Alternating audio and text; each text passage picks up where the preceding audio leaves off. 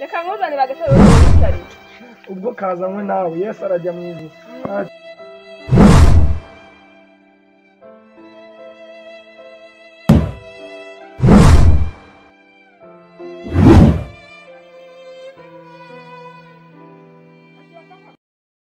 Shahara kabonetse umufuka harimo akantu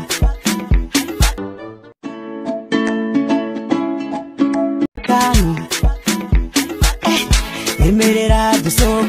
Sirasi wa mwarimu mugenzi wanjye mbona ko mbona afite ibyishimo bikabije kandi nje kureba ubwo kawunga n'udushimba shabe kugeza amakwibore tuza sajo tuza ngubwira ibyishimo pe nawe mubyumvura seka tuza mugabira se kandi ko umushahara wawe ariko ku ntoki yabaruza amadeni ufite kwa Adamu rarahe tuza shaje madeni byakemutse we ntabwo ubizi tuza ngubwire wabiretse burasa n'ubundi uzongera gufata ndi madenira tuza ukareka gutomboka nka byera ariko ako kantu tambitsemo nako kabari sawa tu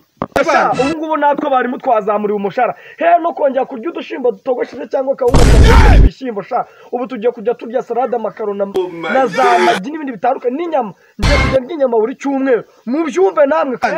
nguvuze ngo ki twongera uwo mushahara hano warakoze cyane yo umbe mu mbaraga Yesu wambambiwe umbe mu mbaraga Yesu wambambiwe ngo mbabwire ngo babakobwa bivugishaga ngo umushahara wa mwarimu ni wawe ibintu byasubiwemo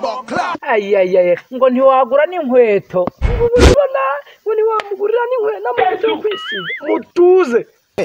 ngo ntiwavamo na tiki ijya ku mazi nimutuze sha ntabwo twabyibagiwe